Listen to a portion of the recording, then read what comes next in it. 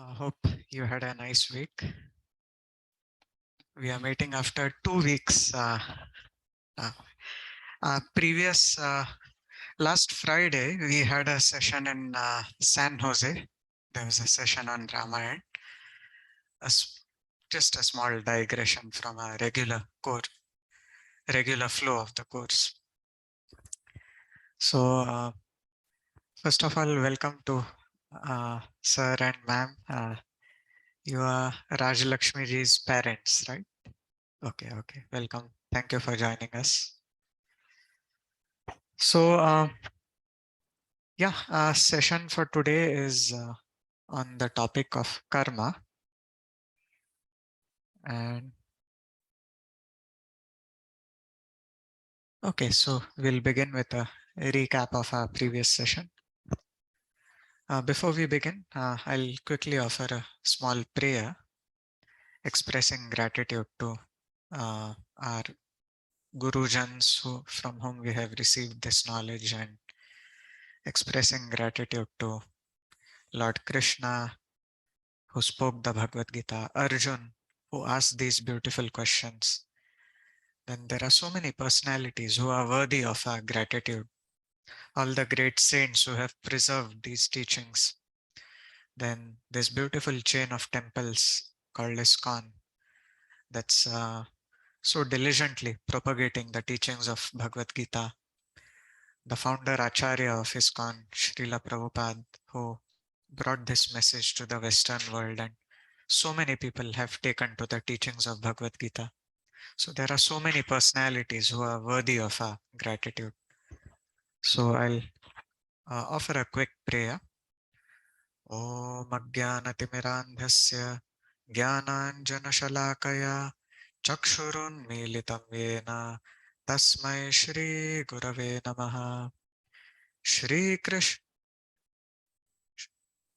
Jai Shri Krishna Chaitanya Prabhu Nityananda Shri Advaita Gadadhar Shri Vasadi Gaura Bhakta Vrinda. Hare Krishna Krishna Krishna Hare Hare, Hare Rama Rama Rama Hare Hare. So yeah, I was thinking of doing the longer version of the prayer, but I thought maybe we'll just do the shorter version. Okay, so we'll do a brief recap. So far, we have seen that we are not this body, but we are the Atma, the eternal spiritual being. And welcome, ma'am. And yeah, we are trapped amidst a twofold covering. One is the subtle body, and the other one, even outer to that, is the gross body. So what does the subtle body consist of?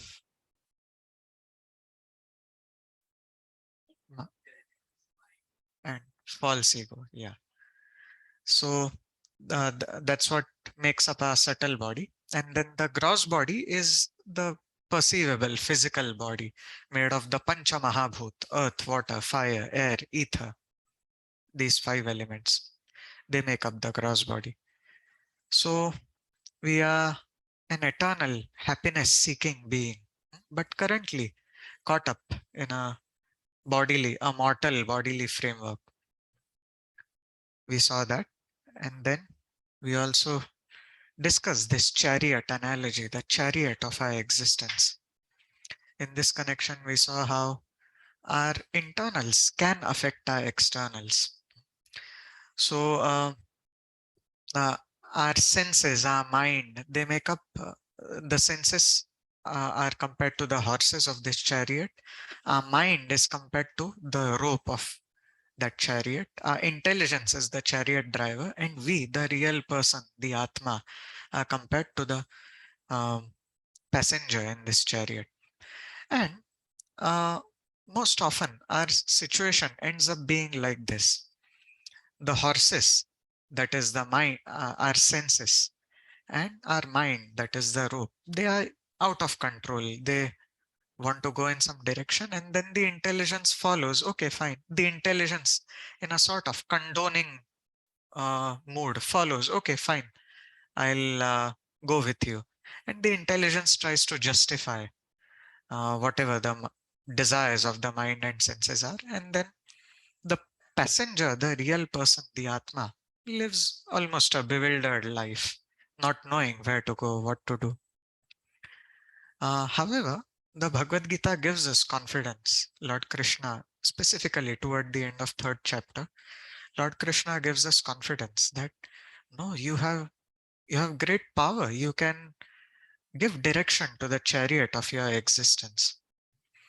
So, in other words, our lower self can be controlled by our higher self, and not the other way around. We can stop letting our lower self, that is the mind and senses, control us, but rather we can take charge of the chariot of our existence, which is basically our higher self controlling our lower self. We saw that as well. And how does that happen? Through this twofold process: spiritual knowledge and spiritual practices. We saw that in the third session. Specifically in this age of Kali Yuga, the most powerful method of spiritual realization is chanting the names of God, or in other words, Harinam Kirtan. Then, in our previous session, we discussed the three modes of material nature: Sattva, Rajas, and Tamas. Yeah, thank you. Welcome.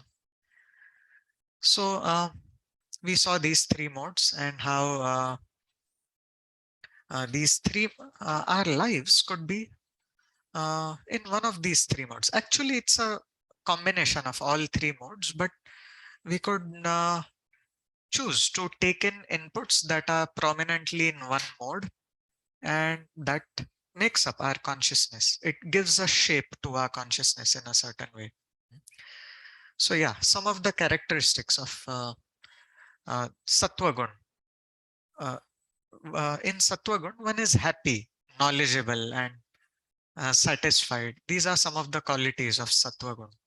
In Rajas, one is restless, overexertive, jumping from one topic to another, impulsive in nature, easily making conclusions about people or about situations. And in Tamogun, one is helpless, ignorant, and irascible, easily angered, and uh, one also goes into a destructive mode. That happens in Tamogun. So here's a summary table giving some characteristics of each of these three gunas. Now, these gunas, they are like the original Atma is pure, just like a white bulb that emits pure white light. But the gunas, they are like different colors of coverings, different glasses that make the white light come out in a certain way. So if we put a blue colored glass on that white light, then the light that comes out is blue, or it could be yellow or red. So that's what the gunas are. The Atma is pure, but when the Atma acts under these three modes, what comes out as the consciousness of the living entity in this world, whatever we see, it's a combination of these three gunas.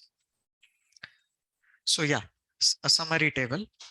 Sattva gun, one is happy, balanced, knowledgeable, wise. In Rajogun, one is restless, overexertive, workaholic, or impulsive in nature. And in Tamogun, one is helpless, inactive, destructive, mad, lazy, indolent, and so on. These are characteristics of Tamogun. Now, a question for everyone here. To which of the following do you think the three modes apply? One, the inputs that we take in. Can they be classified into three modes? What do you think? Yes. Yeah. Food, thoughts. Yeah. The sights that we see. Okay. Thank you. Next, our state of being. Can that also be in the three modes? Yes, wonderful, thank you. And then our mode of responding to situations, can that also be in the three modes? Yes, it's something like this. Say there's some gulab jamun and just fried, freshly fried, not yet dipped into the syrup. And you have three different types of syrups. One syrup is of one color, say blue, one is of yellow color, one is of red color. And yeah, whichever syrup you dip that gulab jamun into, that syrup acts like the input for that gulab jamun. And then that becomes the state of being for that gulab jamun. It absorbs that either the yellow, red, or blue syrup. And then when you take that gulab jamun out and you squeeze it, what comes out is, yeah, syrup in one of these three colors. So similarly, uh, that's how the Atma gets affected by the three modes in this material world. We take in, the more we take in sattvic inputs, our state of being, our consciousness also gets situated more in sattva. And if we take rajasic inputs, our state of being gets situated in rajas. And then what comes out of us, the output, is also either sattvic, rajasic, or tamasic. And that can be seen in people's behaviors. Therefore, intelligent people, wise people are very careful about and choosy about what inputs they take in. Those of you who are parents, certainly you must have, at some or the other point in your life, you must have come across this concern that your children should not see something violent on the screens or something pornographic or something that can contaminate the consciousness. So yeah, we see this everywhere. The principle that inputs that we take in, they do affect our state of being. And then that becomes our mode of responding to situations. Okay. And then we also saw that, yeah, it's not that we are always in one mode. At different times, we may be in different modes. Even during the day, it's, yeah, just a quick question. Which of the three modes do you think, if we see morning and afternoon, evening time, and then night time, if we see these three times, when do you think Sattva Guna is more prominent? Morning, yes. In the morning, one feels like doing some pious activities. And then which of the other remaining two times do you think Rajas is prominent? Afternoon, evening time. And then, yeah, the remaining one, Tamas is usually more prominent at night. And if you see, it's at night time that people go to drinking bars and dance clubs and all that. It's at night time usually that crimes happen most of the time, if you see. So yeah, it's a mixture of three modes, but yet we can choose to subscribe to one of these modes. We have our power of choice. We can choose, we can be choosy about the inputs that we take in. Okay, and so yeah, it's a complex mixture of these three modes, and it's almost Krishna uses these words. These modes, it's almost like they compete with each other for supremacy or for prominence. So, okay, now we'll end our recap with this quick point. What is Lord Krishna's recommendation about? What is Krishna recommending us to do? Are we supposed to be in the three modes, or are we supposed to come to Sattvagun and stay there and live our life throughout in Sattvagun? Or is there more than Sattvagun as well? So in the second chapter, 45th verse, Krishna says to Arjun, Traigunya Vishaya Veda Nistraigунyo Bhavarjuna Nirdvando Nitya Sattvastho Niryogakshema Atmavan. Oh Arjun, rise above these three modes and be situated in Nitya Sattva or Shuddha Sattva. So higher than Sattva Gun is something called Nitya Sattva or Shuddha Sattva. Sattva Gun is like being a good person in this world, and it's essential, it's very important, but yet there's something higher than that, and Krishna is urging us to seek after that, run after that. So an analogy can be given in this context. It's just like, suppose there's no road at all, just some mud and rocks, versus there's a rough road in some village or town, and compare that with a smooth runway on an airport. Now for an airplane to take off, which is required? It's the smooth runway. It cannot take off from an ordinary road, and what to speak of no road at all. So the plane needs a smooth runway. So Sattva Guna is compared to a smooth runway that enables the plane of our existence to take off. Take off where? To transcendence, to Nitya Sattva or Shuddha Sattva, to the state of true ego, to the state of complete spiritual realization. Or yeah, we will see what that means. Just 1 or 2 sessions from now, we are going to talk more about what it means to be in that state of true ego, and yeah, what are the Atma's activities like when the Atma is fully purified and in a liberated state. So, yeah.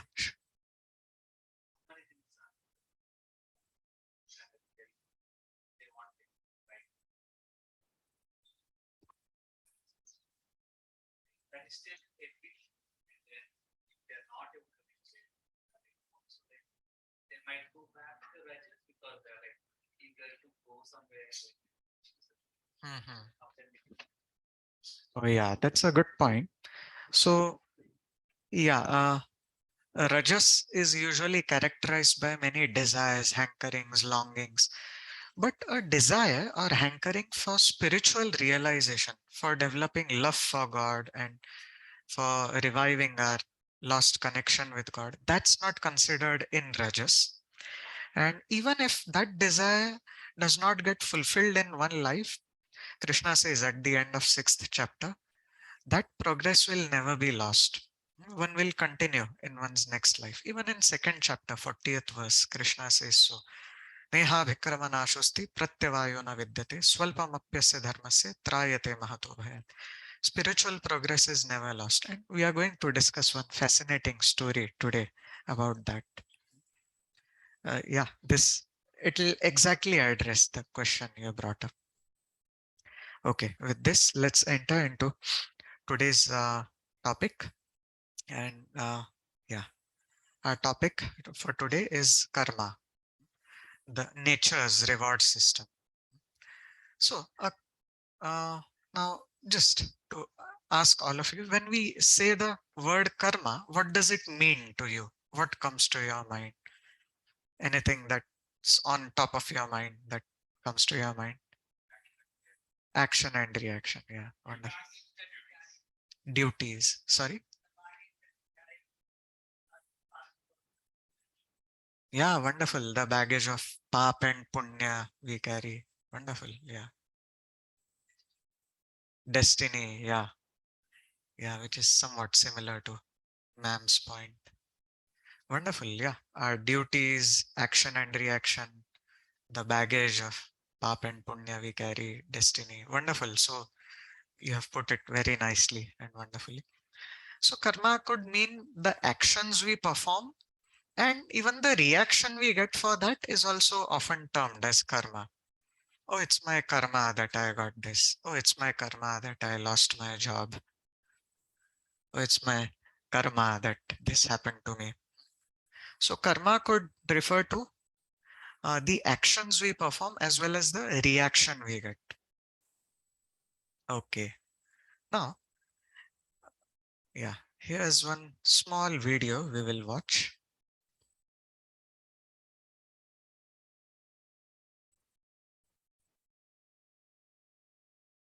This is called the chain of screaming. Oh, oh, sorry.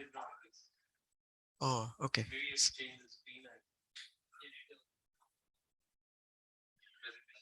Oh, yeah.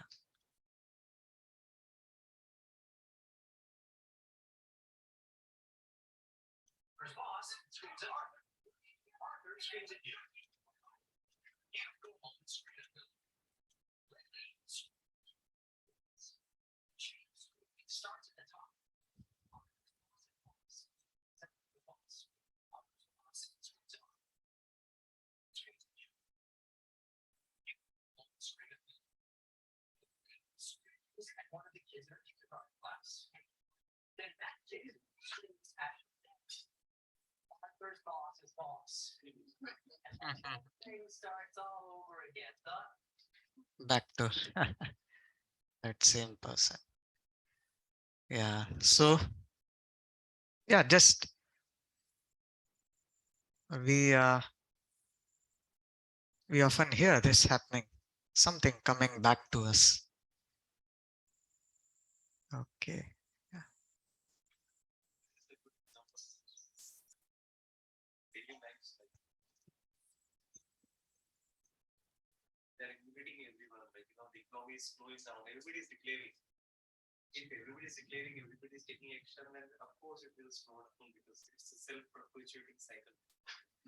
Yeah, yeah, yeah. Nice way to view the current economic situation.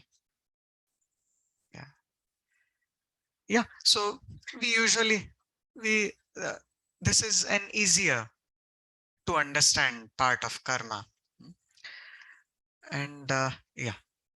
In this context, just one more. There's this two nice pictures we found on internet. So there's one cafe called Good Karma Cafe, and then there's one interesting note there. Could someone read that? Paras? Anilji, you want to? Yeah, there are no menus here. Okay, yeah. So, yeah, we have this understanding of karma. What we do comes back to us.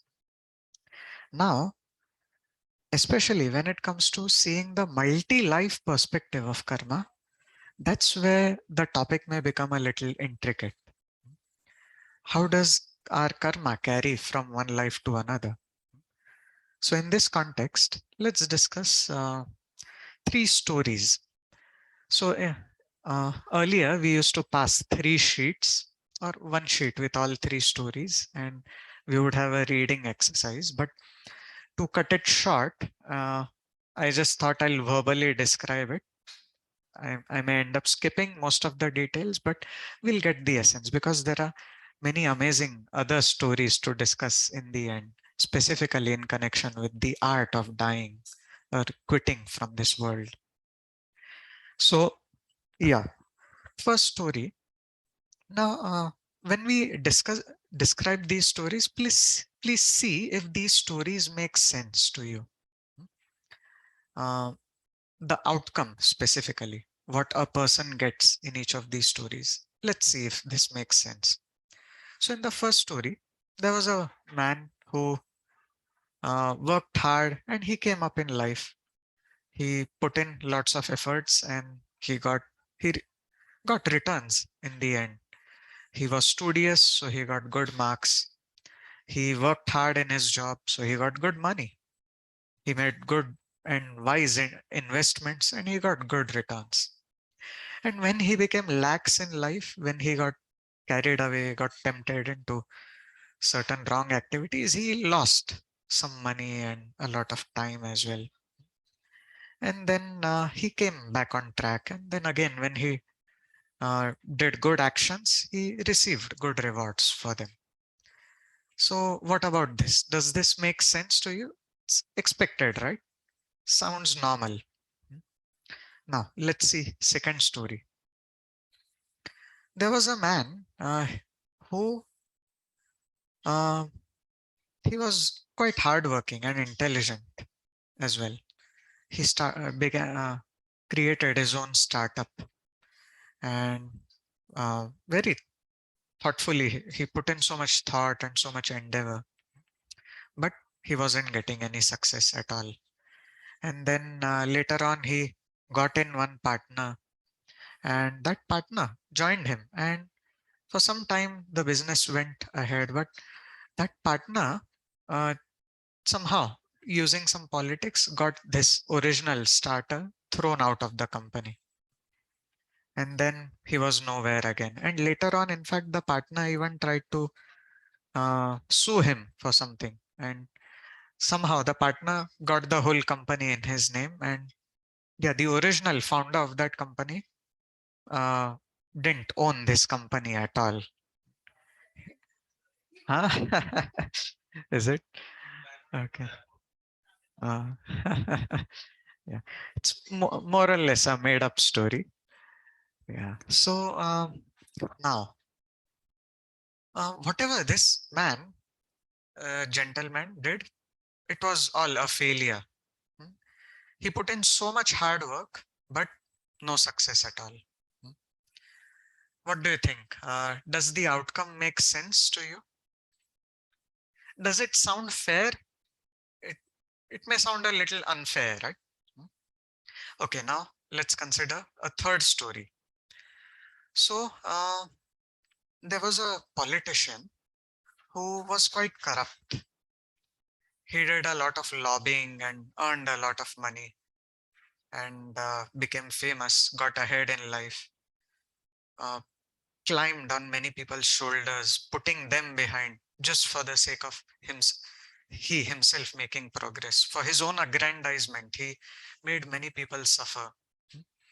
And he became successful. He earned a lot of money. He won a seat in elections, and yeah, he was a well-to-do politician.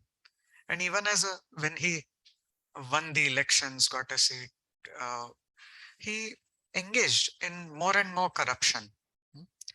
And at least toward the end of his life, something should have been exposed to the public, but no. Even until his last breath, he kept enjoying living in good wealth, although he led a very corrupt and immoral life. But his life more or less went unquestioned. Now, how does this outcome sound? Does it make sense? We would think that, oh, at least he should have gotten some reaction back. Why didn't he get anything? So yeah, this outcome may also not make sense. So in the three stories that we have briefly discussed, the first one, the outcomes make sense, but the second and third, they don't make much sense. Uh, Most of you, it may make sense because you already seem to know a lot about the law of karma. But just seeing from one life perspective doesn't make that much sense. Now, what if we are told that the person in story 2 and story 3 is the same person, the same individual?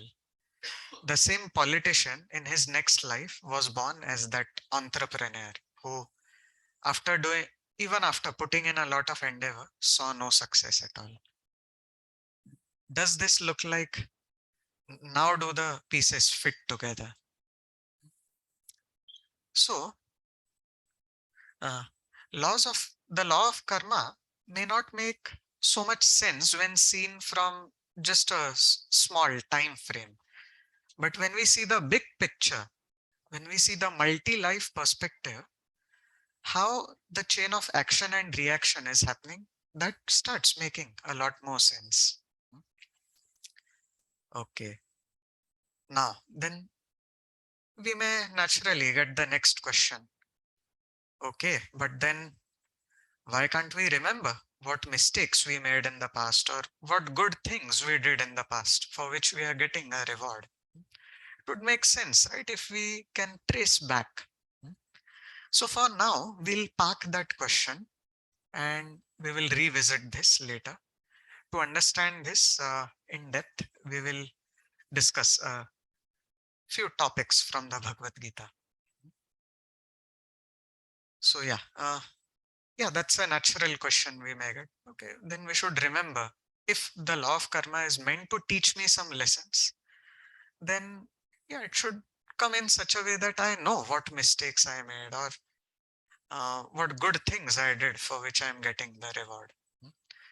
But after understanding some spiritual multi-life perspective, it will make sense, why things have been created the way they have been. Hmm. So, uh, when we see from the multi-life perspective, the pieces begin to fit together. So here are a few verses from the Bhagavad Gita which talk about the Atma's journey from one life to another. And let's recite a few of them. Some of these topics may feel like a repetition based because we have already discussed many of these verses in the past. But when we see karma from this perspective, it all begins to make sense. Okay, would you like to repeat after me? This is verse 2.17 from Bhagavad Gita. We'll recite line by line. Please repeat after me. Avinashi tu tadvidhi yena sarvamidam tatam vinasham avyayasyasya na kaschit kartumarhati. Would someone like to read the translation? Because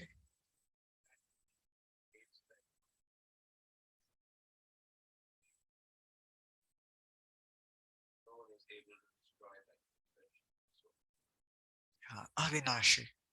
So the soul, the Atma, is indestructible. And what does it mean? It pervades the entire body. The Atma basically is the source of consciousness. Because the Atma is present, because we are currently living in this body is animate. As soon as we leave this body, the body will be like a worthless piece of trash. So the Atma is indestructible, Krishna is saying. And then we have seen this verse in our second session. It's one of the famous verses. In fact, it is said it's also inscribed in the pyramids of Egypt. Don't know how true that is, but you could search online. So this verse is Vasamsi jirnani yatha vihaya. Please feel free to read. Jirnani yatha vihaya navani grihnati naroparani तथा शरीराणि विहाय जीर्णानि अन्यानि संयाति नवानि देहि. Would someone like to read? Raj Lakshmi ji, you want to?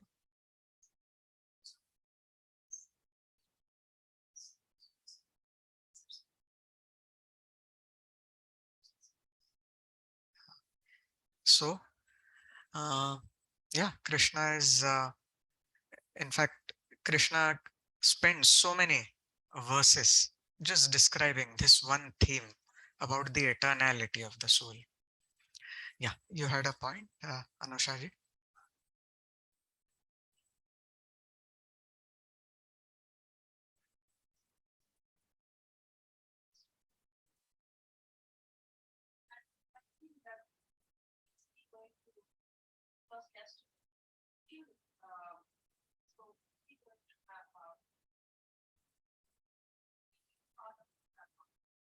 Mhm. Is that going to entangle him, basically? Yeah, good question. So, uh, a few slides down the line, we'll be talking about three concepts that Krishna speaks about in the Bhagavad Gita: karma, vikarma, and akarma. So, what Arjun is doing is akarma. It's non-reactionary work. It's not binding him in any way. He's doing it in a dutiful spirit, uh, as a to establish dharma, and he's doing it on Lord Krishna's instruction. So even though it's the duty of a warrior, it's a thankless task. Imagine some policeman. He has to serve the society by punishing some criminal. And yeah, sometimes such a policeman, he may be faced with a very tough decision if that criminal happens to be his own very beloved relative. So what should he do in that case? It's a bewildering and confusing situation. So Arjun was in somewhat that kind of a situation. But his action as a warrior is not binding him in any way. Yeah. So,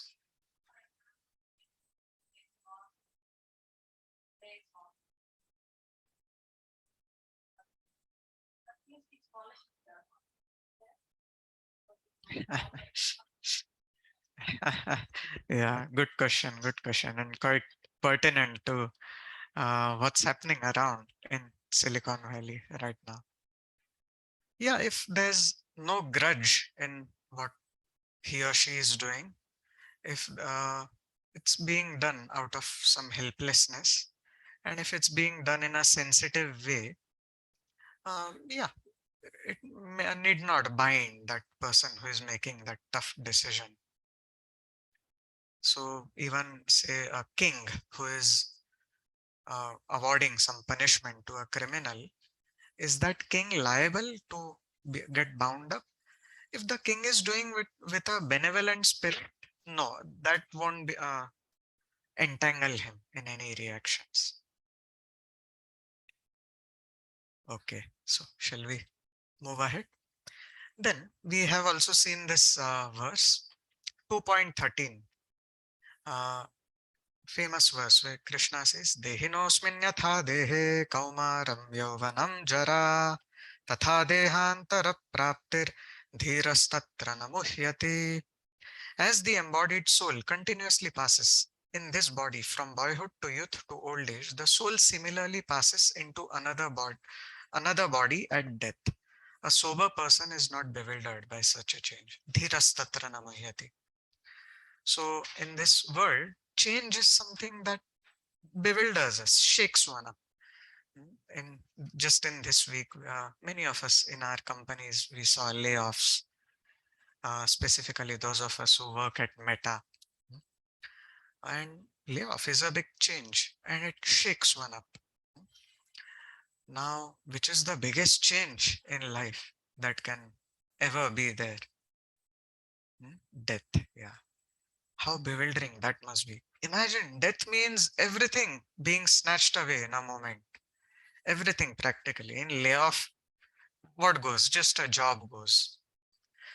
Anilji posted a nice message this morning. So, yeah, seeing such events from a philosophical perspective, yeah, hardly. Layoff means just a job, but death means everything practically going away. But yet, a sober person who is situated in this understanding of uh, self realization and God realization, such a person is not bewildered. Then, Krishna in the Gita, and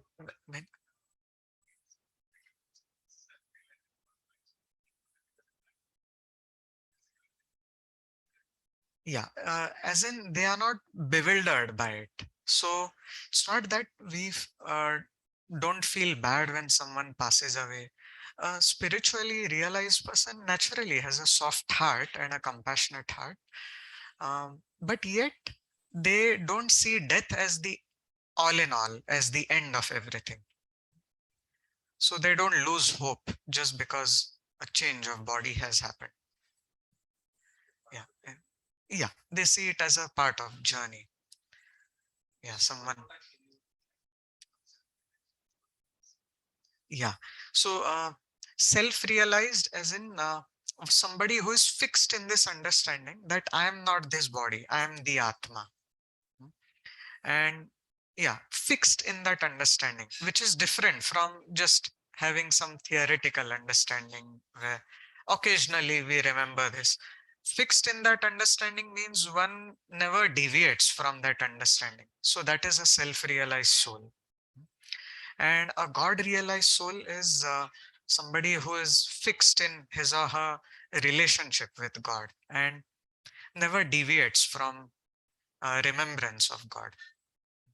Yeah, it's a very high platform, but yeah, it's achievable for all of us. Okay, so a few more verses from the Bhagavad Gita. Yeah, Krishna says in 8.5 and 8.6. Yeah, now with this, with the next few verses, we are going to see how my transmigration happens from one body to another. What is it that takes one from one body to another? So, yeah, in 8.5 and 8.6, Krishna says, Antakale cha mameva smaran muktva kalevaram yah prayati samadbhavam yati nastyatra samshayah yam yam vapi smaran bhavam tyajatyante kalevaram tam tamevaiti kaunteya sada tadbhava bhavitah. So in 8.5, Krishna says, uh, for one who thinks of me at the moment of death comes to me without fail. And in 8.6, Krishna says, whatever state of being one remembers at the moment of death, one attains that without fail. Now, this is a very revolutionary understanding. Whatever we think of at the moment of death, that carries us to our next destination. So now, naturally, what's going to happen? The way we have led our life, that's what will, our deepest attachments or longings and hankerings, they are going to come to us as our deepest remembrances and thoughts at the moment of death. And they carry us to our next life. So Krishna is saying, whatever state of being one remembers when he quits his body, O son of Kunti, that state he will attain without fail. And we are going to see a couple of stories in this connection uh, toward the end, after discussing a few more concepts on karma. So, yeah, these verses, so do they indicate that, okay, we'll go through a few more verses and then we will see what this implies to us. So in 15.7, Krishna says, would someone like to read? Sajiri ji, do you want to?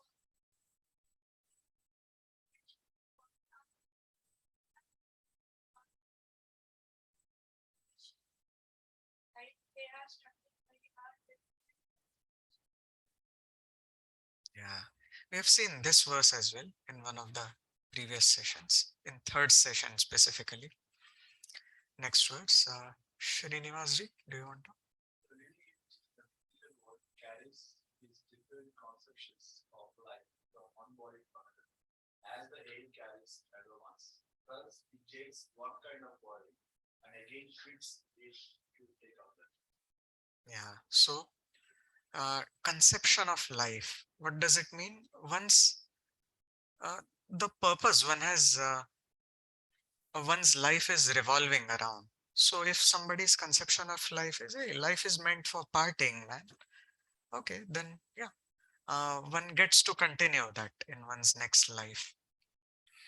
So if somebody's conception of life is, oh, life is meant for doing this, then that person will get to continue with that inclination in one's next life. That inclination will carry him or her to the next life. And a suitable body will be awarded. And that's what this next verse talks about. What, Subhashji, do you want to? So, stage one, right? And it's like, we come with assuming an experience is whole thing as in because some might die of accidents, might have something, anything would happen to them. Right? So the soul come with like no frequency.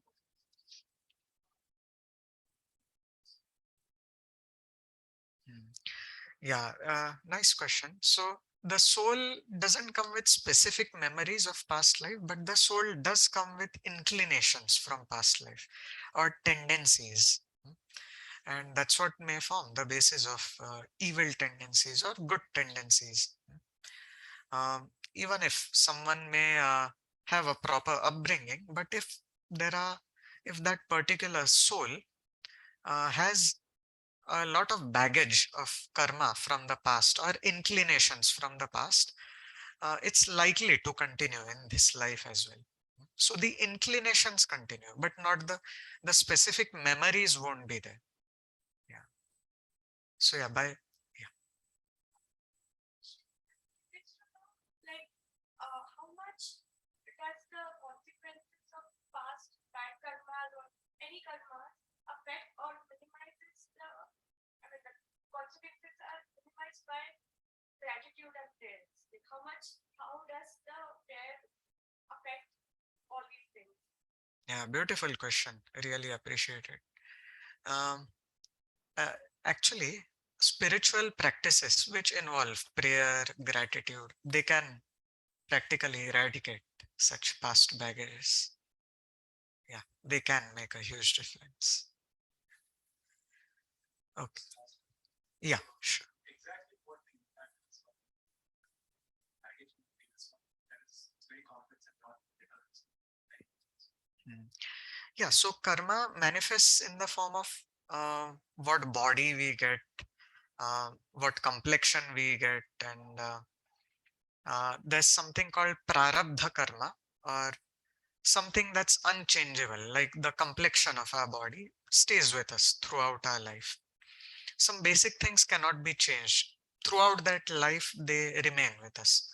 But some things, they can be changed, like by our actions in this current life itself.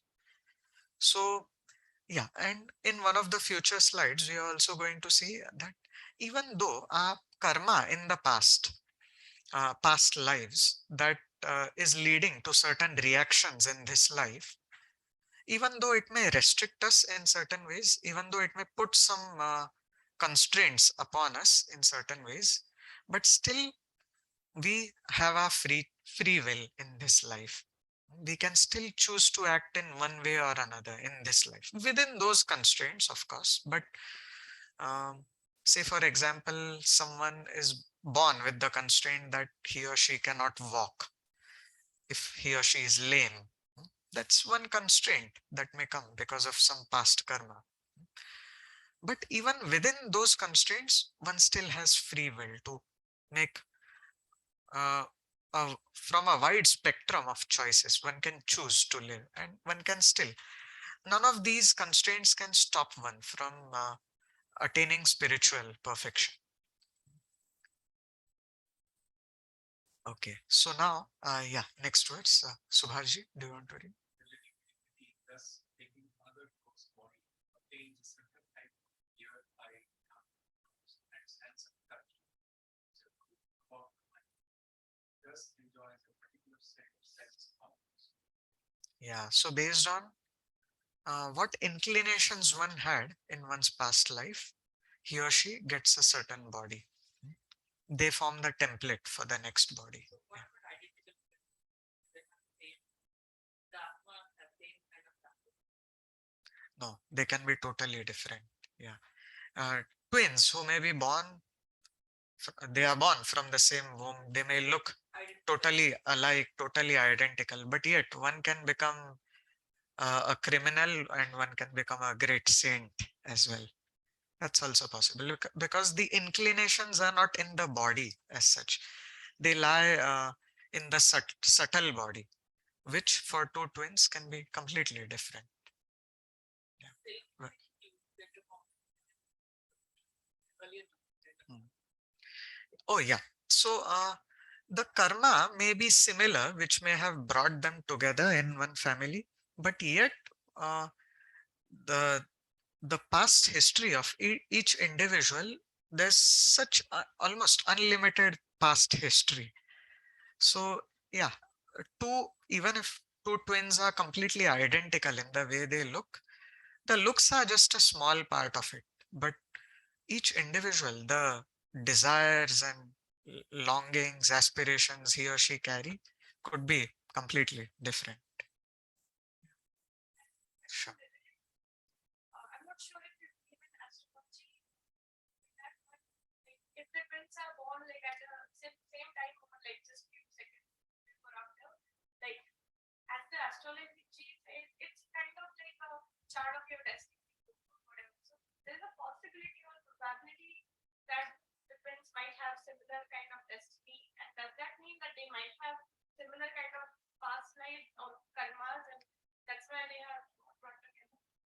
Yeah, yeah.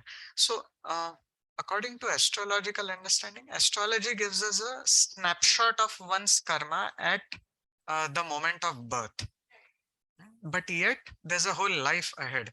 They can both make different choices. Though, yeah, certain things may have been common in past lives which have brought them together. But yet, yeah, there's a whole life ahead of those inclinations can take certain shapes and they can go in one direction, and the inclinations of the other twin can go in another direction. Last Okay. question. Yeah. Like once when I actually understood the concept of karma in depth, at that time I was going through like some continuous back phase.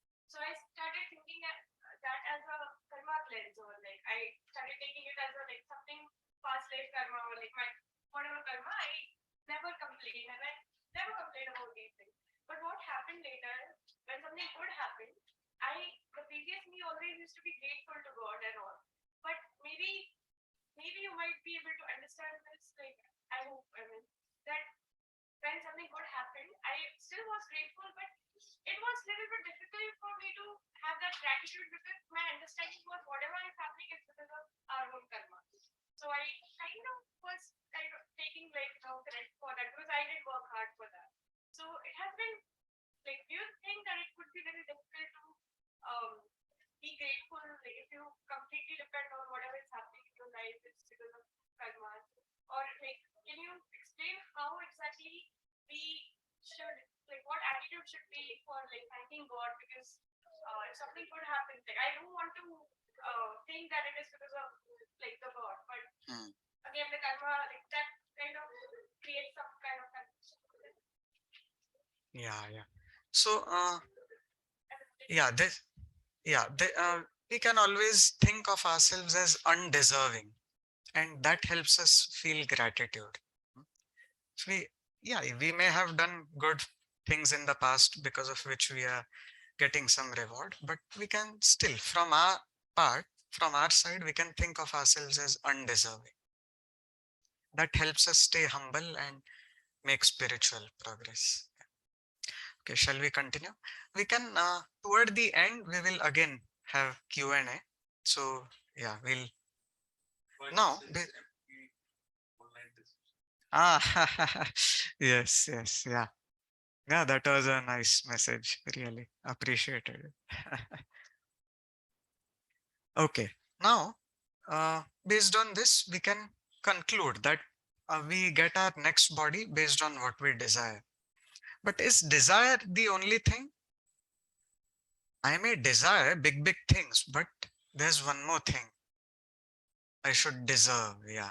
So two D's we can remember: desire and deserve. I may desire many lofty things. I may desire to become the president of US, but I don't deserve it. So I won't get it.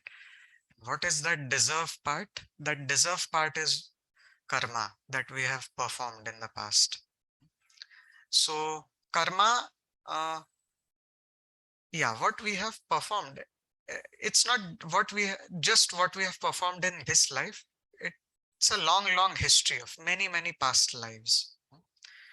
And now, uh, the laws of karma, we'll see what is the intent behind the laws of karma. Why has the creator created these laws of karma? Are they trying to teach us something? Are they meant to help us in some way in our spiritual evolution? So, yeah, there's a funny picture here. Uh, do you see what's happening here? There's a stack of uh, vertically standing objects kept, and I just this week I was in Seattle for 3 days, and I saw my niece playing with something. She made just a stack like this, but it was straight, and she made one of the objects fall, and everything fell in line. Now, what is this picture showing? When this man pushes it from one end, what's going to happen? You see? Yeah, it will come from the other end, it'll fall back on him. So this picture, I really loved it. I don't know who thought of this brilliant idea, but very perfectly explains what karma is. And in this connection, we can remember our chain of screaming video. So yeah, what goes around comes around. Some people put karma as you do, so shall you reap. In so many ways, karma can be put as. Now, do you think the laws of karma are trying to teach us some lesson here? Are they meant for something, or they are just randomly created? There's no intent behind them. Just any wild guess if you have. Meant to teach us. Okay, yeah, to encourage us to do good. Okay, wonderful. Hmm. Yeah, checks and bounce. Yeah, wonderful. So,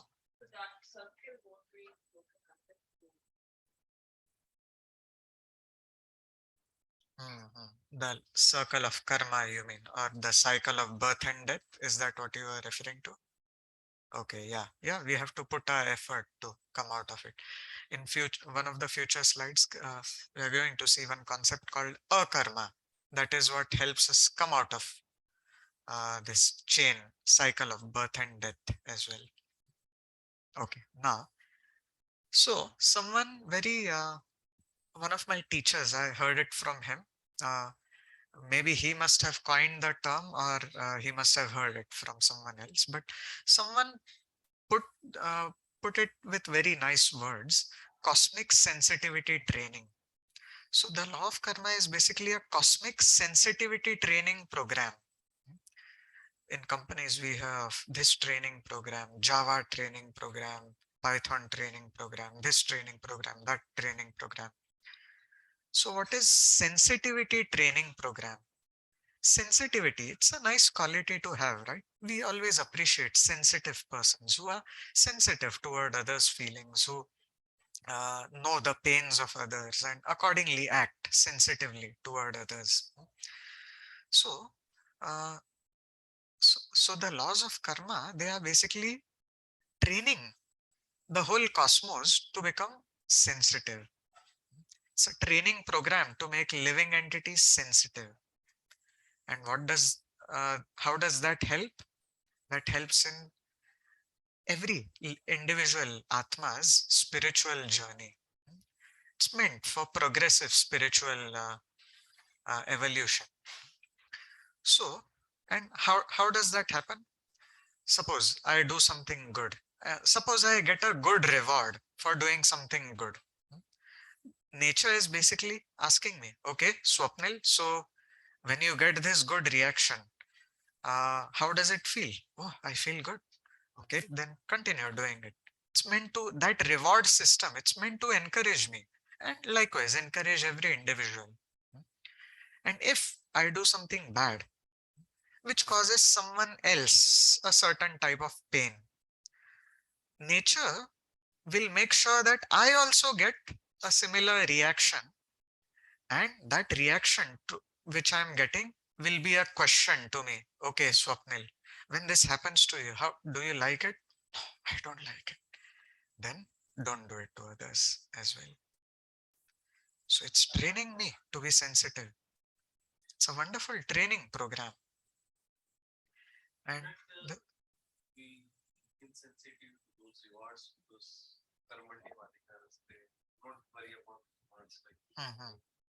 this is like little bit in contradiction of like not waiting for the rewards. So which one is the right way to go? Yeah.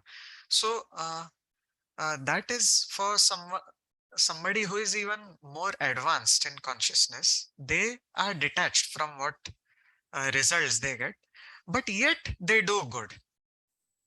They do good, and at the same time, they are not attached to the reward.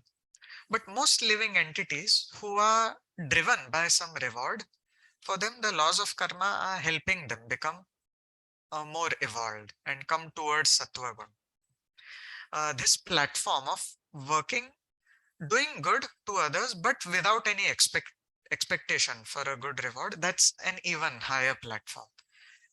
yeah, Krishna is telling Arjuna to come to that platform, and yeah, that's what akarma is about. We are going to discuss that. So what we are talking about, that is more of pap and punya, or karma and vikarma. But akarma is higher than that. That's what you are talking about. Yeah, karmanyevadhikarasya. It comes in 47th verse of second chapter. Just Yeah. one more follow-up. You said like one of like doing good, right? I also feel like sometimes it is kind of not very clear what is the good thing. Like you might think something is good, other person sees the same thing as bad thing. It becomes so much subjective and like just to give a classical diagram actually I used to have like my friends actually like there is a matter of the street you give him a couple of rupees when I was a child and other kids will say don't do that because if you give it he will become dependent on it. And sometimes the good things are kind of very we think we are doing good but not good. Like Maybe just like subjective. national parks, like in national park there are clear signs. Do not kill the wildlife, right? Hmm. If my grandma was with me visiting national park, she would say, "Oh, there are birds, let's feed them this, like, this is good karma. They might be hungry, they might be thirsty. Let's feed them." But there is another point saying, no, don't do that. So doing good is very kind of, I feel like sometimes very questionable. Like, Subjective, yeah. is it really good? How do Mhm. I know that what I'm doing is good? Right. Yeah, it can become a little confusing at times. We may want to do good to somebody, but they may not perceive it as good. They may rather become start objecting it. No, I don't want this. Yeah. It is called But citizen. This Mhm. the choice, pro-choice versus pro-life, right? That itself, like I feel like Yeah. I haven't made up my mind yet. Like I don't know what is the right thing, right? So those kind of things are Yeah. very difficult. What is the right Dif- thing in general? Like, right. Yeah. difficult. Yeah, many things in this world can be subjective and confusing. Uh, while there are relative truths, we try to stick to the absolute truth, which is the word of God. And what is, we may have different opinions, but what is God's opinion? When we come to that we go into the zone of absolute reality, or absolute truth, basically. So, yeah, with regards to doing good to others, the absolute good we can do to someone is to try to do good for their Atma. And we'll be covering that in one of the future sessions. What does it mean to do good to somebody's Atma? It's higher than doing good for somebody's bodily self. But yeah, wonderful point you brought up. Thank you. Okay, so the laws of karma, it's a perfect law, and perfectly designed law to help living entities in their spiritual evolution. Now we'll read a nice story, very interesting story, to see how laws of karma act perfectly on each individual. It's not that sometimes the laws of karma go wrong, and uh, in the process of meting out some reward or some not nice thing to somebody else, someone who is not deserving of something will get included. The laws of karma perfectly apply to each individual. They don't go wrong in that sense. So here's one story. Uh, yeah, could someone read it, please? Pavanji, you want to? Years ago in Scotland, the Clark family had a Clark and his wife worked and saved big plan for the nine children and themselves to travel to the United States. It had taken years, but they had finally saved enough money and had gotten passport and reservations for planning on a new life relations. The entire family was filled with anticipation and excitement about their new life. However, 7 days before their departure, a dog bit the youngest son. The doctor stood up the boy, but hung a yellow sheet on Clark's front door. Because of the possibility of baby, they were being quarantined for not be able to make to America as had planned. The father, filled with disappointment and anger, stormed to the top to watch the ship leave without a thought. He was so sad. Oh, we saved so much just for this big journey with our family, and now all that money is wasted. But let's see what happened. Does someone else want to continue reading? Raviji, you want to read?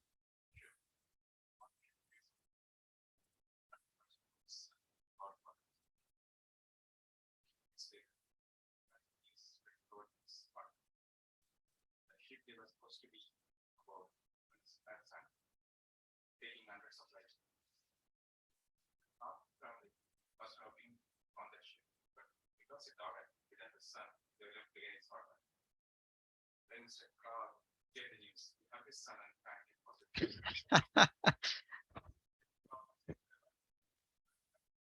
what yet that was his kind. Tragedy without this. Although we do not always understand what exactly. Wonderful. Any guess which this ship must have been? Very famous ship. Yes, Titanic.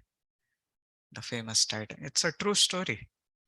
Some Clark family in Scotland. You may feel free to search online. Okay. Oh, is it? Would be.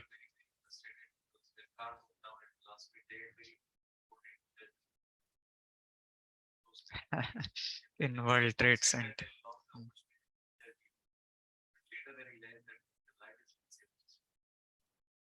Yeah. So yeah, from these examples, we can see how the laws apply perfectly.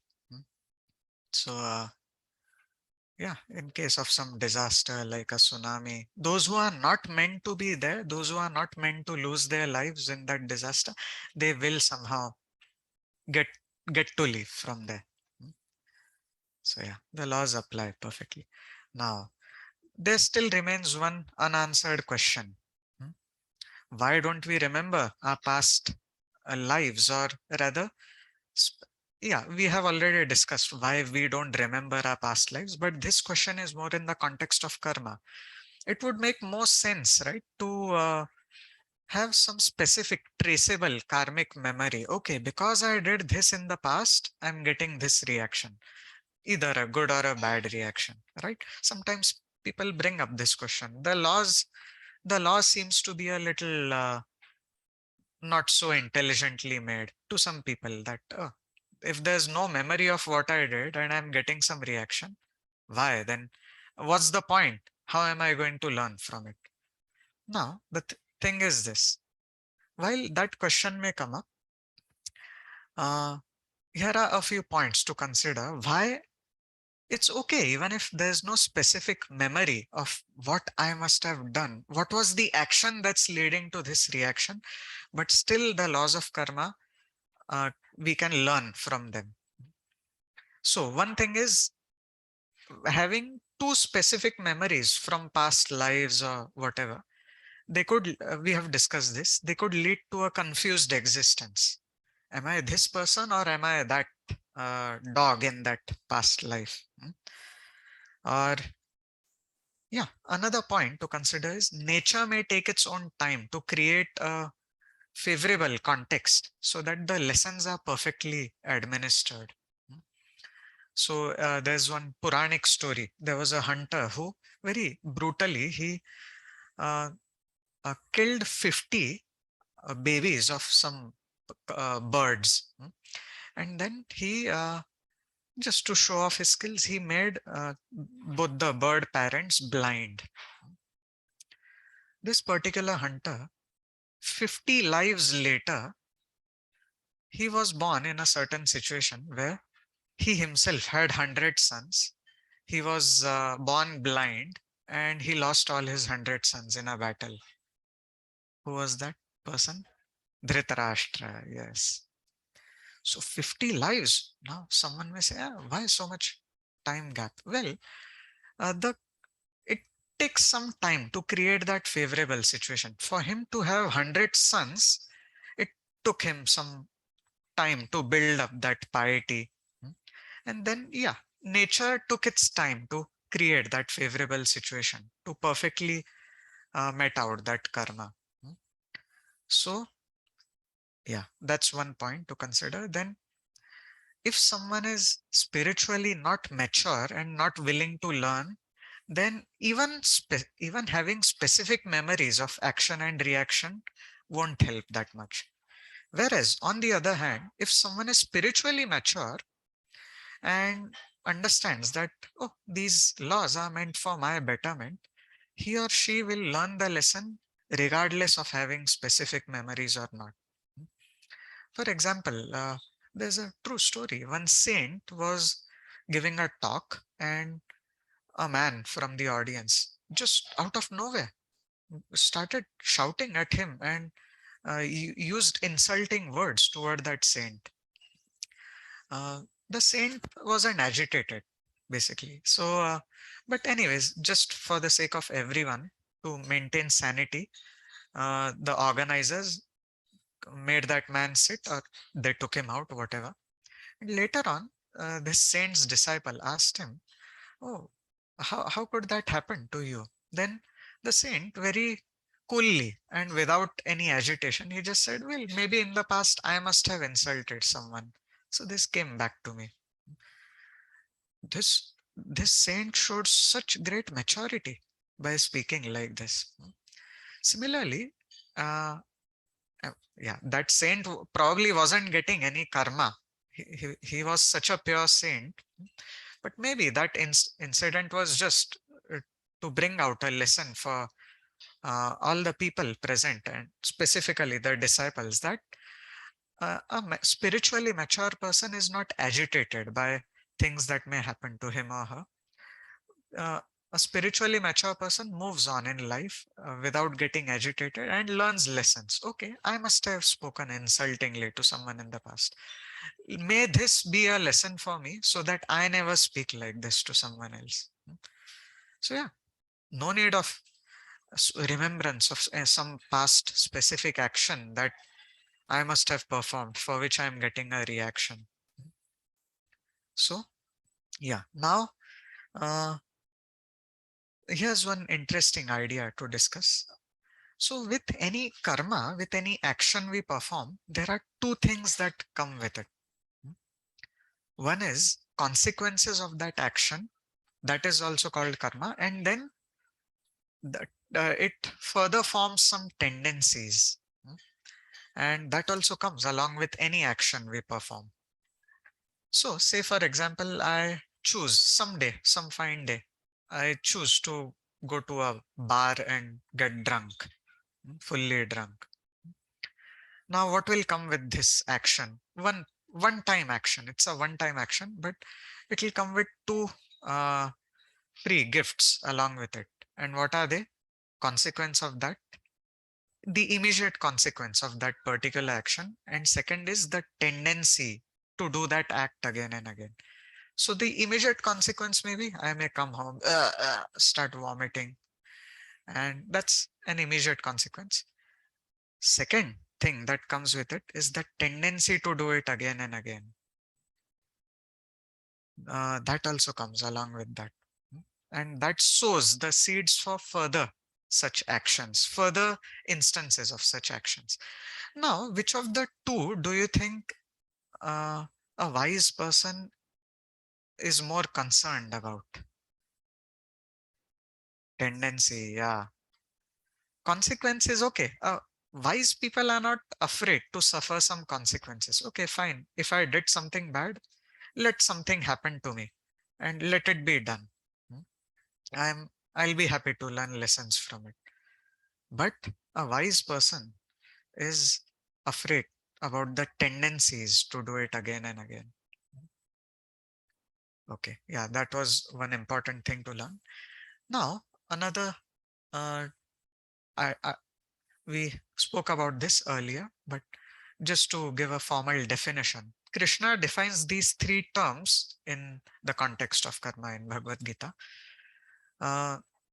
One is karma itself, then vikarma, and then akarma. So karma is punya. What has everyone heard this word punya? Sanskrit word, which means good deeds. Vikarma is pap, sinful deeds. And akarma is transcendental to both. Akarma is, it's necessarily good actions, but yet they are even beyond the regular good actions that come under the category of karma. Now, what's the difference? So pap and punya, they are both on material plane. I do something good on a material plane and I get a good return on a material plane. If I do good on a material plane, it makes no sense me getting back something on a spiritual plane. So say I make some clothes donations. Nature will make sure in my next life I'll never have shortage of clothes. So yeah, that comes in the realm of karma. It is good karma done at material plane for which we get a reward on the material plane itself. So this is the regular action reaction chain. Then there's vikarma, pap, where I do something sinful, something bad that causes harm to someone. Then I get a reaction which is meant to teach me a lesson. That is pap. Now what is akarma? Akarma are spiritual actions which help the Atma come out of this cycle of birth and death altogether, which help the Atma gradually come to the state of true ego, gradually come to the point of self-realization and God realization. That is akarma. And in the last two sessions, we are going to talk about what is a spiritual way of life. What is akarma? Okay. Now, I didn't clearly get orthogonal as in.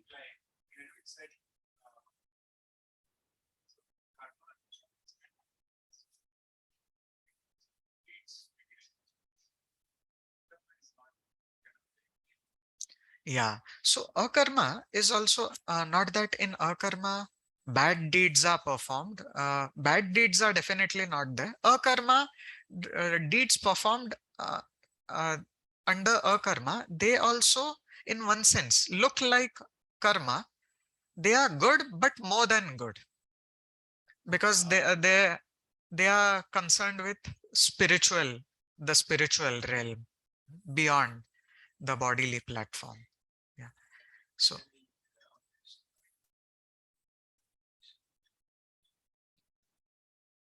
when we say karma, maybe that we are doing good, or maybe we are experiencing something. Hmm. But when we say karma, maybe we are doing like self-respect. There's something. Yeah. So selfless service, yeah, it without any expectation of reward, in a service done in detached spirit, that also comes under a karma. But even within a karma, there are different shades. So detached work is a form of a karma that is non-reactionary. It has no reaction. It rather frees one from both pap and punya. Um, Pap and Punya, by the way, I forgot to mention this point, they don't cancel each other. When I do some Pap, there's no Punya I can do which will counteract that. For both, one gets the reward separately. But a karma can cancel both. A karma can take one out of the realm of birth and death. So a karma begins with detached work, where with a detached spirit one serves. But then when that becomes further and further refined, and that goes toward the zone of establishing a connection with God, activities that are performed uh, in in connection with God, and activities that express devotion to God, those are even higher and more refined on this scale of karma. They quickly take one to the platform of spiritual realization and God realization. Yeah. And we are going to spend more time on that in future sessions. Okay, yeah, we have a few more slides to complete, and then two amazing stories to share. So yeah, what decides our destiny? Now, yes, karma does come with its implications. Karmas performed in past lives, they do shape our body in this life. They do create certain constraints and circumstances in this life. But yet, we have our own free will as well. And this picture clearly, very nicely puts it. So, what is that in the first bottle? What is that glass wall compared to? The constraints that come because of our past karma, but yet we have a free choice. Even with those constraints, it's not that. So basically the idea of karma is not meant to make us helpless. So that's how I am, aise hi hai hum, what can I do, huh? So it's not meant to make us just raise our hands and say no, I cannot change. Hmm? We still have so much in our hands. And we can be authors of our own biography. So there's one interesting statement in this connection. Watch your thoughts, they can turn into actions. Watch your actions, they can turn into habits. Watch your habits, they can turn into a character. Your, they can shape your character. And watch your character, it can turn into your destiny. So yeah, everything begins with our thoughts, and we are in control of right now at this moment while sitting here. We can all make the choice to let our thoughts wander somewhere else. I hope that's not happening. So yeah, there's so much we can do with our own power of choice. And now, uh, before we come to our stories, here's one last thought. If somebody is suffering because of their own past karma, what should be our approach toward it? Should we say, fine, it's your karma to suffer? Hmm? What should be our approach? We still help. Even if somebody's made mistakes and is suffering because of their own past mistakes, the idea of karma is not meant to make us justify that. Okay, anyways, they are suffering for their own karma. What can I do? From our side, we still help them. And by doing so, we perform either karma or akarma, depending on what our consciousness is. So, yeah, we still help someone. So, this idea of karma is not meant to make us justify uh, not helping others or becoming callous toward the sufferings of others. And neither is it meant to make us think that, oh, that's how I am, I cannot change. So, yeah, the idea of karma, if not applied properly, can lead to these two undesirable side effects, which we have discussed. So, one thing is karma is not meant to make us think, oh, that's how I am, I cannot change. We still have so much uh, in our control. And secondly, the idea of karma is not meant to make us callous towards somebody's suffering. Oh, that's their karma, let them suffer. We can still help someone. Now, okay.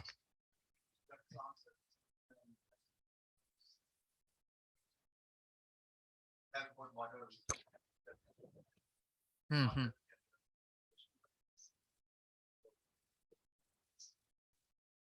Just like, if I do something, maybe it used to you. Okay, how can you say that? Right? I'm just trying to answer this question. I didn't clearly get the point you're making. Yeah, yeah, yeah. It may be perceived differently from. Maybe you get used to it and you stay in the same position and do the same things. Hmm. But in this situation, like an answer, see something wrong and try to help you, it's a good thing. So, Yeah. So yeah, sometimes even when we have a genuine desire to help someone and a selfless desire, yeah, we from our side we may perform a karma, but maybe that person may not appreciate it. Yeah. So but still from our side, we have done our part. Okay, we'll end with two quick stories, and then again, while we have dinner prasad, we will continue our discussions. So there's this class. Now we have been discussing about this art of dying. What does it mean? So wise people, they are very careful about what consciousness they live in and how they live in this world and how they leave from this world. Wise people are very careful about that. And just like there is art of living, there is art of leaving also. And that is the art of dying. So it makes a world of difference how we leave from this world, because that determines what our next destination is going to be. So in the Puranas, specifically in Srimad Bhagavat Puran, there's the story of this great king called Bharat. He was a really very advanced king, very influential. In fact, the whole country of India is named after him, Bharat, because of this specific king, Bharat. And he was spiritually also very advanced.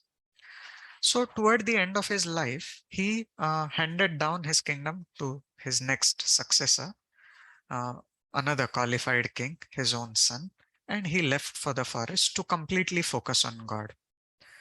While he was engaged in his spiritual practices in the forest, at one point he heard the roar of a lion, and nearby he saw a mother deer running away from that sound in panic.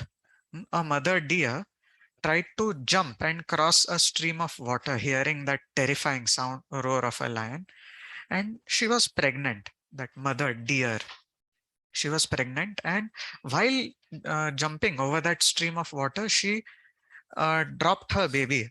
She even gave birth to a baby, and that baby fell into that stream of water. And that mother, after going to the other side, she left her body. She died. Now King Bharat, who is completely absorbed in his spiritual practices, he saw that baby deer flowing in water, and he had compassion, felt compassion toward this baby deer.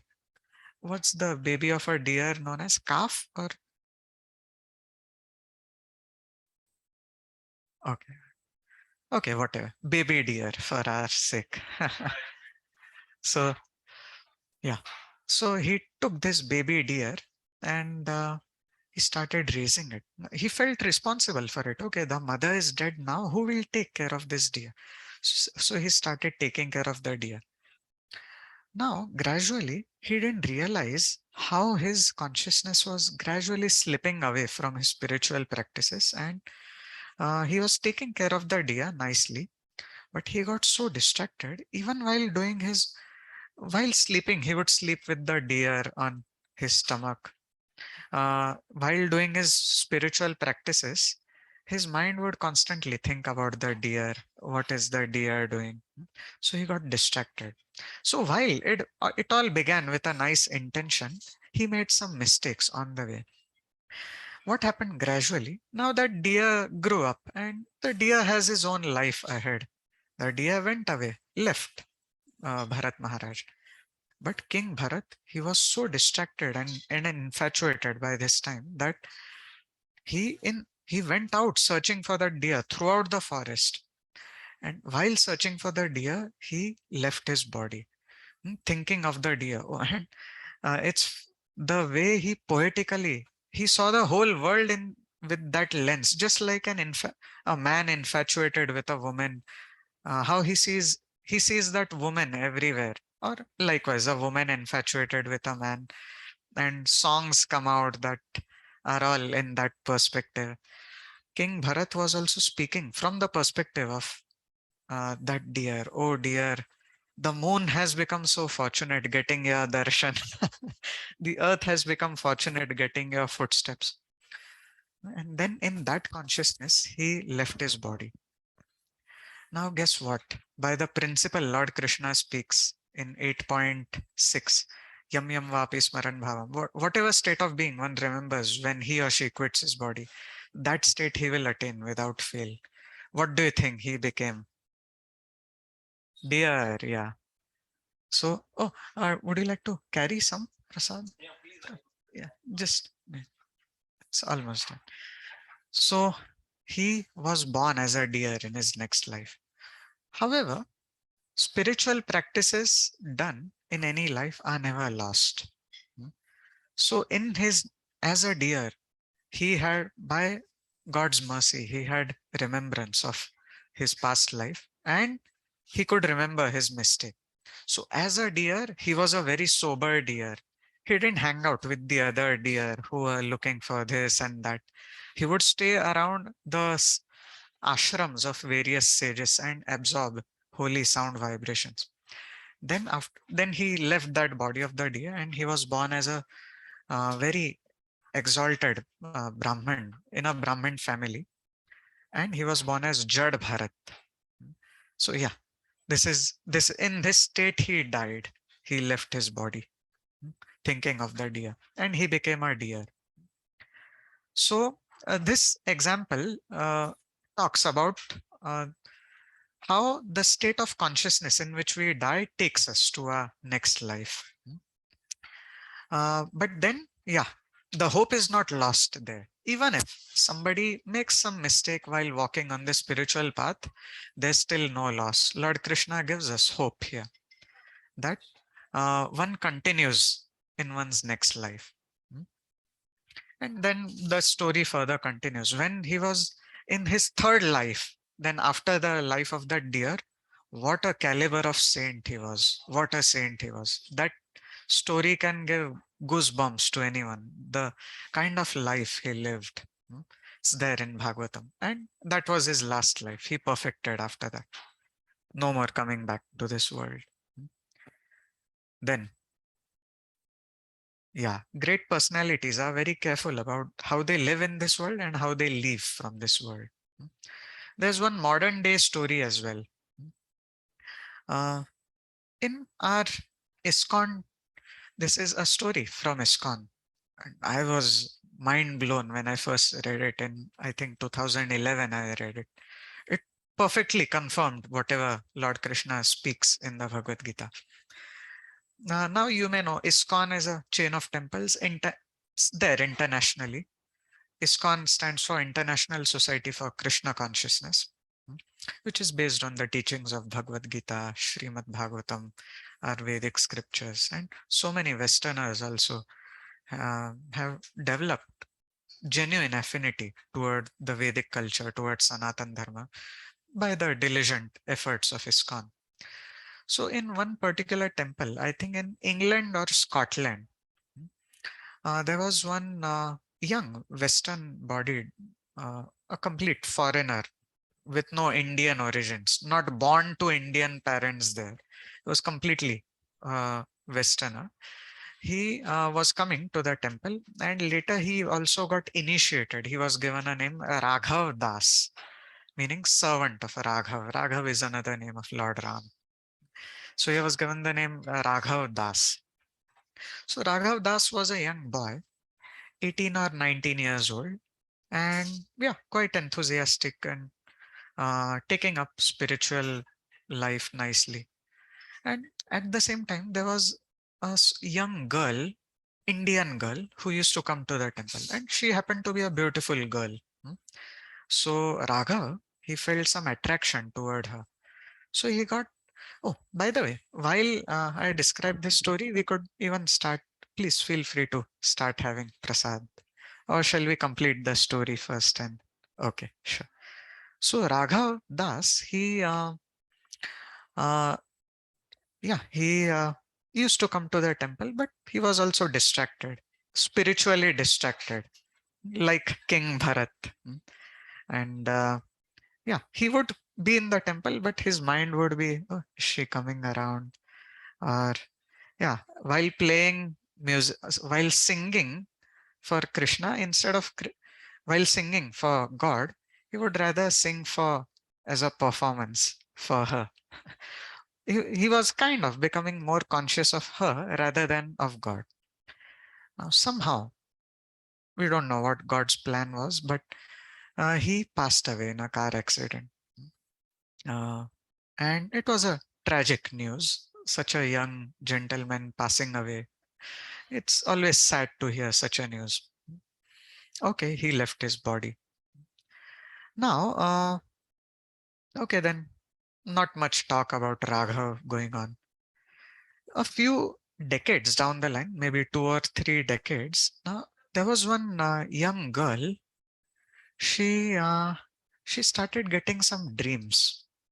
An Indian girl born in the West, in that region. She started getting some dreams in her youth, and she, in her dreams, she was seeing some unknown places she has never visited, and again and again, same dreams were coming. In dreams, we may see random things, but when the same thing is coming again and again, she started doubting, and she could identify with some person in the past. Hmm. So then she found out, she visited those places, and she could identify with some personalities. And again, she was seeing certain dreams. So she went around, tried finding out what's going on here. Then she met some devotees, and she asked them, was there such a personality in the past? She could strongly identify with this particular person, and basically she was Raghav Das, born again. Hmm. So she asked many questions around, and yeah, people whoever she asked, they did confirm, yeah, there was such a person in the past, and these were his parents, this was the neighborhood he lived in, and so on. She researched everything. She started getting confirmations that yes, this is, I was this, I was him in my past life. Hmm. She started getting confirmations. And now the biggest climax of this story is, fine, after doing a lot of research, she had full confirmation that she was Raghav Das in the past. And then finally, when she wanted to meet that girl, hmm, who Raghav Das used to like, now that girl, of course, she was one generation ahead. Old, she was an older generation now, 40s or 50s, whatever. So this young girl, she found out the address of that Indian girl, and she is also an Indian, by the way. And so Indian, born in the West. So technically not Indian, maybe ABCD category, whatever you say. So yeah, she went to meet that girl, and when that older lady now, when that older lady opened the door, she was shocked. The facial features were quite similar. Hmm. A younger version of, she was the older version of same facial features. Hmm. Now, yeah, quite similar, not of course, not identical, but quite similar. Hmm. So this is another story of what consciousness one leaves one's body in, one carries that to one's next life. Hmm.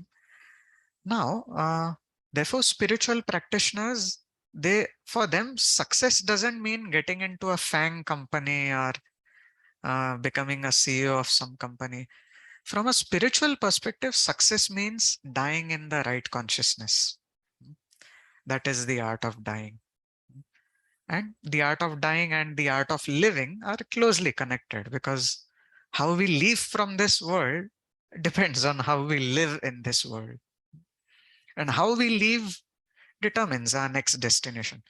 But yet, this understanding need not discourage us. Even if there are some lapses, some distractions, spiritual progress is never lost. It continues in the next life. This young girl who was Raghav Das in the past life, she is a wonderful devotee. She is currently living on the planet. She is practicing spiritual life very rigorously. She is an advanced spiritual practitioner. Spiritual practices are never lost. So, yeah.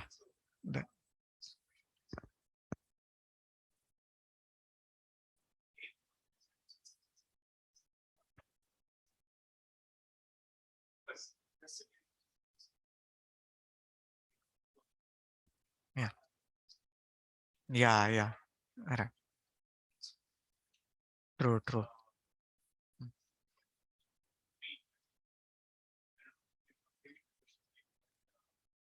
Should we be able, as Krishna said, that we Neglect. Yeah. material Mm. Yeah. Good question. Should we neglect the material side of our life? No, it's an integral part of our life. We do it nicely, but we do it in such a way that it's subordinate to our spiritual journey. Hmm. Uh, we do it for our own spiritual benefit. Yeah, definitely. We need food, we need a home to live. But instead of living like our hosts here, Tarangji, Khushiji, they are living a spiritual life. They have a nice home, they have a family, kids. Tarangji is doing a nice job. But it's being done with a spiritual context. Spiritual spiritual goals are always there. They are the pivot around which the life revolves. And spiritual life is a blissful life, actually. One doesn't miss anything. It may sometimes in the beginning look like, oh, I'll be missing many things. No, it's a very happy life, actually. Spiritual life is a happy life. So, yeah, we can think, yeah, in essence, we can put it like this. For most people, even most pious people, uh, they try to uh, summarize spiritual life and expand on material life. Hmm. But for a spiritual practitioner, he or she tries to summarize material life. We keep it. Material life is also important. We have a body that needs care. We do it nicely, but we keep it in a short and sweet summary format. And all our spare, we try to expand on spiritual life. So yeah, and it's a gradual process. It's not that overnight we have to change.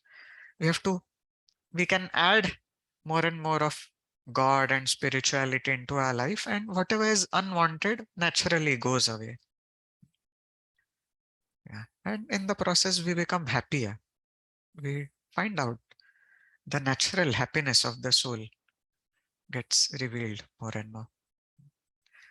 We can start serving prasad actually. Thank you for your kind attention. We will continue conversing. Yeah, while we start our prasad. Oh yeah, do you want to please?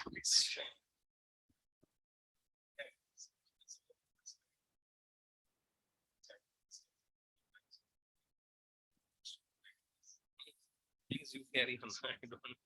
I won't be able to explain as nice as you, but I'm just putting a point that you can mention. Krishna himself tells that gives a kind of assurance once you are in this process. Yeah. The rest of the things will come by itself. He promises. He explains so well. Yeah. Shloka, I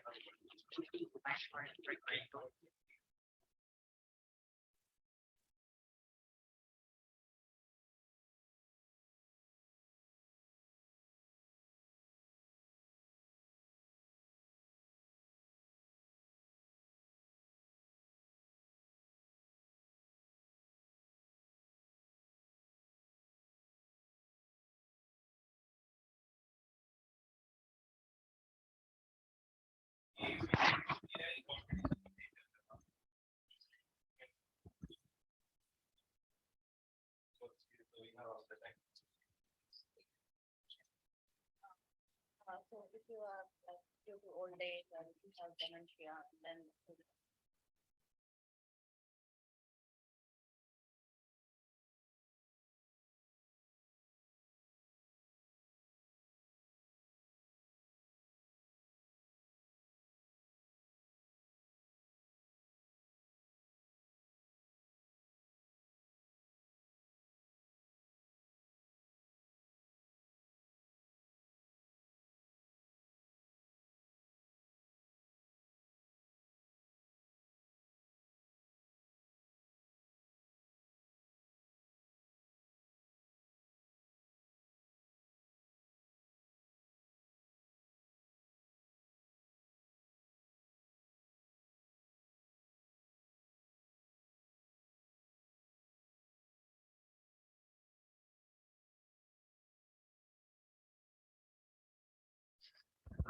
Okay. Yeah, we somehow didn't have the time, but please, whenever you get a chance, try doing as much mantra meditation as possible. We did it in our third session, but yeah, please chant as much as possible. However, a few minutes if you can give. Most of us, we have it as a part of our daily spiritual practice. We chant a certain minimum number of rounds, and uh, we give a certain minimum time to it. And yeah, that's something that keeps us walking on this path.